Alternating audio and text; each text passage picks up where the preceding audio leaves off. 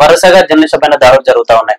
చిత్రగుప్తకు సంబంధించిన CEO గిరీష్ గారి పైన దాడి జరిగింది. అసలు నిజంగానే ఈ దాడి పైన ఎవరు ఉండొచ్చు? దాదాపు 4 సార్లు దాడి జరిగింది. 4 సార్లు ఇంటి దగ్గరికి వచ్చేసారు. వాళ్ళ వైఫ్ ని కావచ్చు, వాళ్ళ అమ్మగారిని కావచ్చు, పిల్లల ముందు పెంచుకున్న పిల్లల ముందు కూడా వాళ్ళ నాన్నని ఈడ్చుకెళ్ళి చెప్పులు దండ మెడలో వేసుకుంటున్న పరిస్థితి. నిజంగా ఈ దాడి అంటే ఎట్లా చూసుకోవచ్చు? అసలు దీని వెనక ఎవరున్నారు అనుకోవచ్చు? బండి సంజయ్ ఉన్నాడు, ఇంకెవరు ఉంటారు. ఇది తెలంగాణ గవర్నమెంట్ స్పాన్సర్డ్ అటాక్. ఒక సినిమా టైప్. పోలీసు వాళ్ళు గమ్మునున్నారు. పోలీసు వాళ్ళకి ఫోన్ చేస్తే ఎందుకు వచ్చి నీ మీద ఎందుకు దాడి చేస్తాను ఆయన డ్రామాలంట. మళ్ళీ 2 కానిస్టేబుల్ పంపుతారు. రాజేంద్ర నగర్ 89 మంది వస్తే 2 కానిస్టేబుల్ పంపినట్ట. రేవంత్ రెడ్డి గారు స్పష్టంగా సోషల్ మీడియా పైన ముఖ్యంగా యూట్యూబ్ ఛానళ్లను ఉరికిచ్చి కొడతాము, తొక్కి తాత తీస్తాము, తొక్కి తోలు తీస్తాము, అవన్నీ అవే చెప్పులేసి తిప్పి కొడతాం. ఆయన ఏవి చెప్పిండో ఈ రోజు అదే జరిగింది, అవే చేసిండ్రు.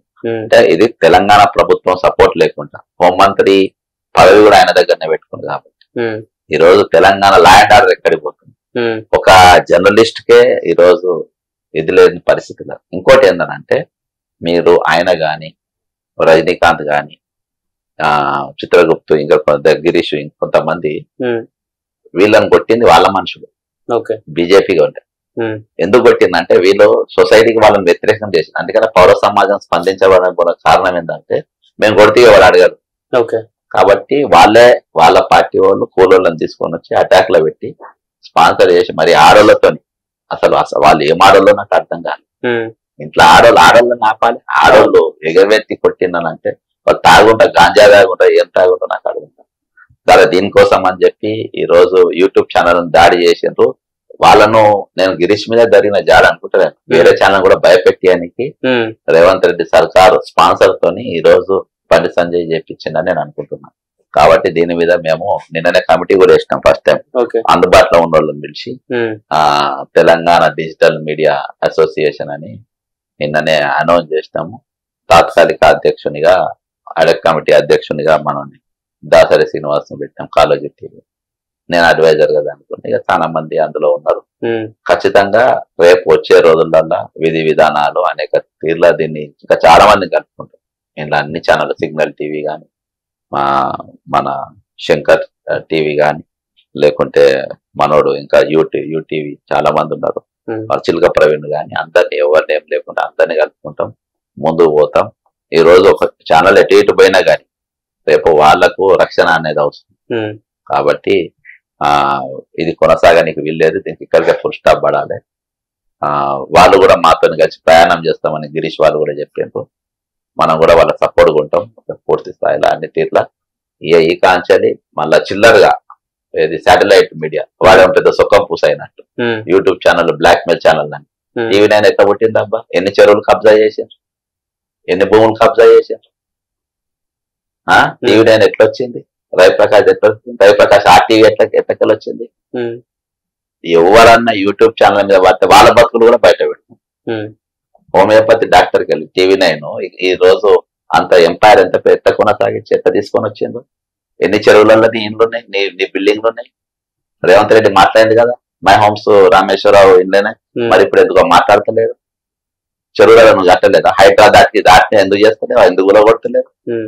మై హోమ్స్ చెరువులలో లేవా? కాబట్టి ఇవన్నీ టీవీ నైన్ వాళ్ళే కాదా ఇది?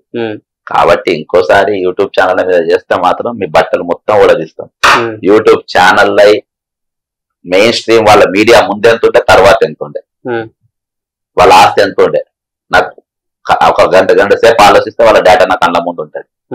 కాబట్టి పిచ్చి వేషాలు పిచ్చి పిచ్చి మాటలు మాట్లాడదు. యూట్యూబ్ వాళ్ళ బతుకు, వాళ్ళ కష్టాలు, వాళ్ళ కిరాయిలు కట్టుకోవాలి, జీతాలు ఇవ్వాలి.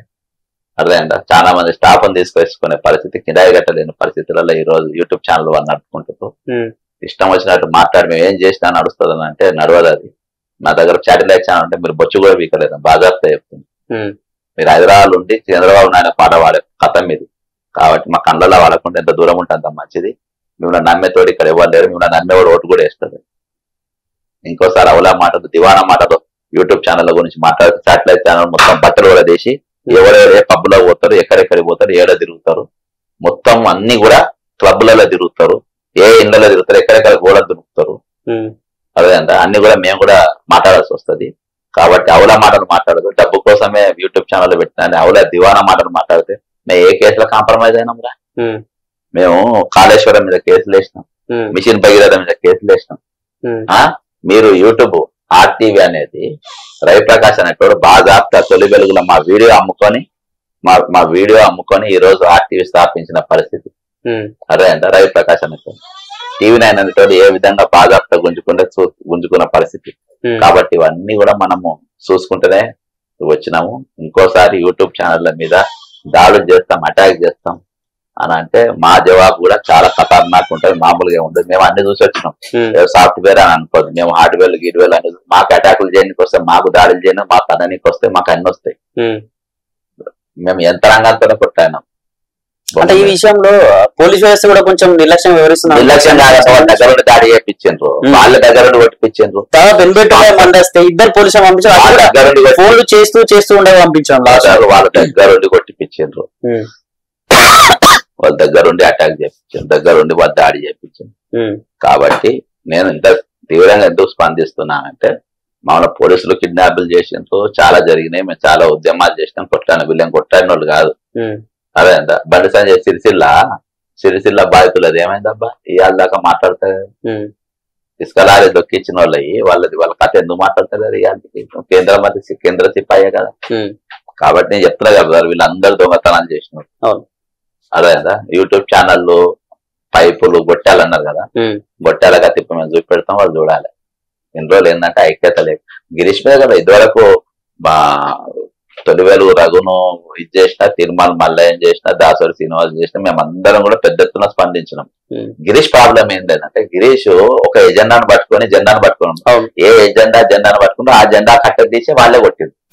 ఇక్కడ కార్యకర్తలకు అన్యాయం జరుగుతుందని చెప్పి కూడా మాట్లాడారు. వాళ్ళ కార్యకర్తలు స్పందించలే. బీజేపీ 4 ఎంపీలు ఉన్నారు, 8 మంది ఎంపీలు ఉన్నారు, 8 మంది ఎమ్మెల్యేలు ఉన్నారు, వాళ్ళు స్పందించలే. 2 ఎమ్మెల్సీలు ఉన్నారు, వాళ్ళు స్పందించలే. అదే అంటే ఈ రోజు బీజేపీని వాళ్ళు సూసైడ్ చేసేసుకుందాం. ఈ రోజు వాళ్ళ గిరీష్ అనేటానికి రక్షణ లేదు. కార్యకర్త అనే కలగట్టిన 500 రూపాయలు పెట్రోల్ అమ్మిన నరేంద్ర మోడీ కోసం నేను కొన్నా అన్న గిరీష్ అనేటానికి ఈ రోజు రక్షణ లేకుంటే, నేను ఇందిరా పార్క్ ధర్నా చేస్తే నా జోడికి వచ్చిందంట పిల్లాడు గిరీష్ అంటే. నా జోడికి అక్కడికి వెళ్ళి నన్ను అభిమానిస్తారు బాగా. నేను ఐడియాలజీ వేరే ఉన్నా, ఆయన కొంచెం ఇది చేసిన.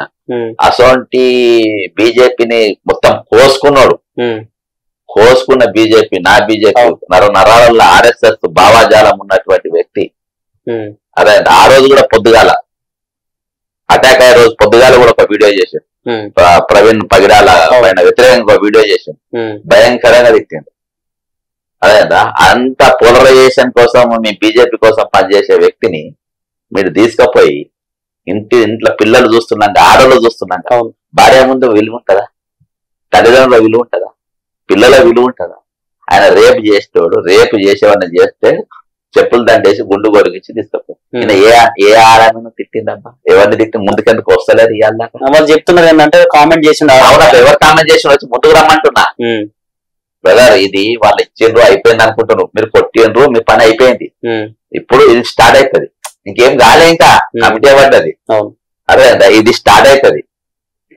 బండి సంజయ్ అనేటువంటి దిగదాకా నేను సోషల్ బైకాట్ పెట్టినాం. ఏ ఛానల్ కూడా నిన్న పాల్గొన్న ఛానల్ ఎవరు కూడా ఆయన ఏవి కూడా ప్రసారం చేయొద్దాం.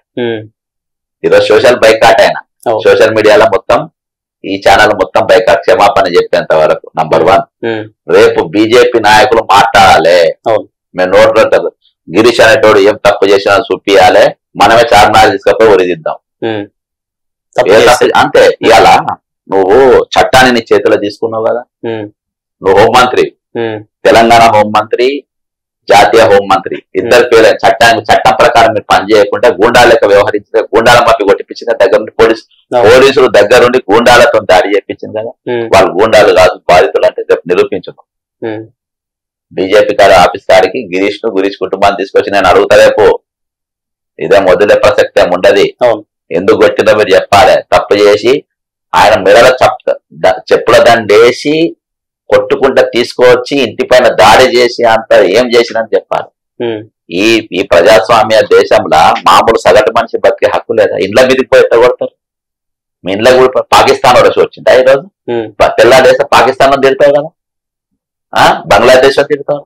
ఈరోజు గిరీష్ అంటే తెల్లాలేస పాకిస్తాన్ లో తిడతాడు, బంగ్లాదేశ్ లో తిడతాడు, ఓల్డ్ సిటీ వాళ్ళని తిడతాడు. ఈరోజు దాడి చేసింది ఎవరు? ఓల్డ్ సిటీ వాడు దాడి చేసిందా? బంగ్లాదేశ్ వాడు దాడి చేసిందా? పాకిస్తాన్ వాడు దాడి చేసిందా? ఎవరు దాడి చేసిండు? పాకిస్తాన్ ముసుగులు ఉన్న నీ దళం, అదే బంగ్లాదేశ్ ముసుగులో ఉన్న మీరు వాళ్ళ పేరు వాళ్ళ తిట్టండి, మీరు బతికెళ్ళని మీరు. నరేంద్ర మోడీ అంటారు 500 పెట్రోల్ చేసినా నేను కొంటా అన్న మీ సైనికుల పైన దాడి చేసిన మీరు. ఈరోజు మీరు మీ కరడు కట్టిన ఇటువంటి కార్యకర్త పైన దాడి జరిగితే మీరు మాట్లాడలేదు. రేపు మీరు ఈ భారతదేశాన్ని, భారత ధర్మాన్ని, భారత సంస్కృతి మీరు కాపాడతారు. మీరు కాపాడే ముఖాల మీ. కాబట్టి బీజేపీ అనే వాళ్ళను ఇక రాష్ట్రంలో ఓటేసేటప్పుడు ప్రతి ఒక్కరు కూడా ఆలోచించుకోవాలి. ఇటువంటి వాళ్ళు అవసరమా?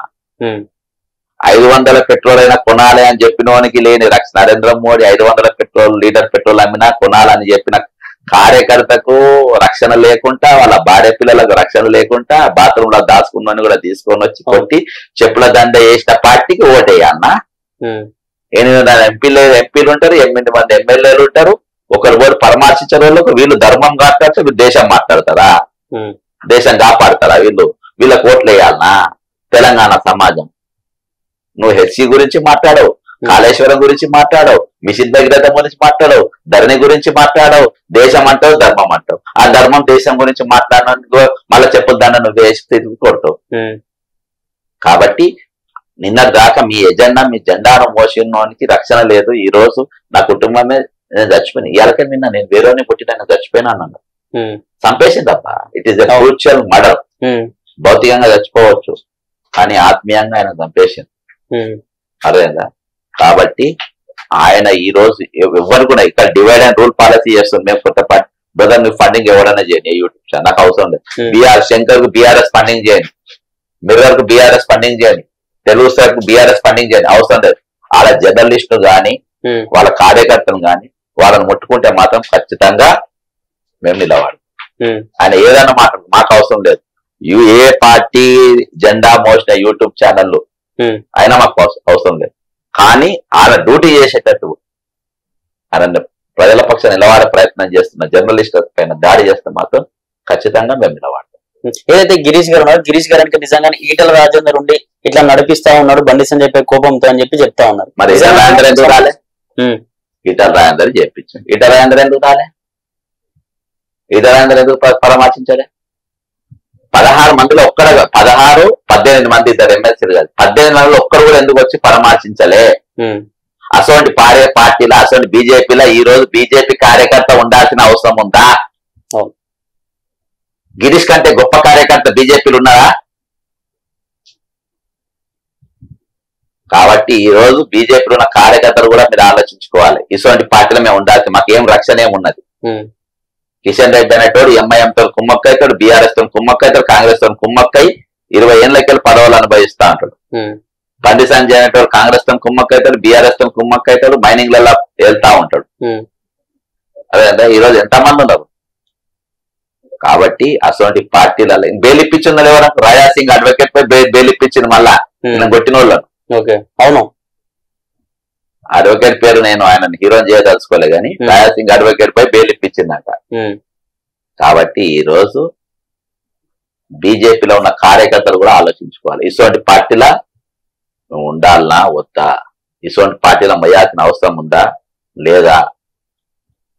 కాబట్టి ఈ రోజు కేవలము మీకు ఒక నినాదమే ఇచ్చిండ్రు. ఆ నినాదం ఎత్తుకునే బతుకమంటుంది. ఆ నినాదంతోనే మనం బతుకమంటుంది. కాబట్టి ఆ నినాదం అనేది అన్నం పెట్టది. ఆ నినాదాన్ని వాళ్ళు పట్టుకోరు. వాళ్ళు ఎంఐఎంతో బాగుంటారు, అన్ని పార్టీలతో బాగుంటారు. కాబట్టి ఈ రోజు ఆయన ఎవరు పరామర్శించారు, ఎవరు పోలే. ఈటల రాజేందర్ ఏంటోడు లేడు, ఎవరు లేడు. దాడి చేయాలనుకుంటూ చేసిండ్రు అంతే. మీరు డిజిటల్ యూనియన్ అనేది నేను ఏర్పాటు చేశారు, కొద్దిమందితో ఏర్పాటు చేశారు, త్వరలో కూడా అందరినీ పిలుస్తామని చెప్పేసి కూడా మీడియా ముఖంగా చెప్పారు. నెక్స్ట్ మీ తరపున ఎట్లాంటి కార్యాచరణ ఉండబోతుంది మీ అందరి జర్నలిస్ట్ యూనియన్ తరపున? 100% అబ్బా. ఈ రోజు బ్రదర్ మనకు కొట్టాడే దమ్మున్నది, ఎసొంటోళ్ళైనా ఎదుర్కొనే దమ్మున్నది, మనకు ధైర్యం ఉన్నది. కాబట్టి ఇది ఏందనంటే కొంతమందికి సపోర్ట్ ఉండనికి అని చెప్పేసి మనం ఇది చేసుకున్నాం కానీ వేరే ఇట్లా ఏం లేదు. 100% జర్నలిస్టులతో ఏ పార్టీలో ఉన్న జర్నలిస్ట్ నేను చెప్తున్నా కదా ఇప్పుడు, అందుకని పేర్లు తీసుకొని చెప్పిన. నీకు చిలుక ప్రవీణ్ అయినా సరే, శంకర్ ఛానల్ అయినా సరే, మిర్రర్ ఛానల్ అయినా సరే, తెలుగు స్క్రైబ్ అయినా సరే, ఎనీ ఛానల్ ఎవరెంబడని ఉండని ఏ పార్టీ ఎజెండాలను కానీ వాళ్ళ రక్షణ కాడికి వచ్చే వరకు ఖచ్చితంగా మేము నిలబడతాం. Okay, thank you.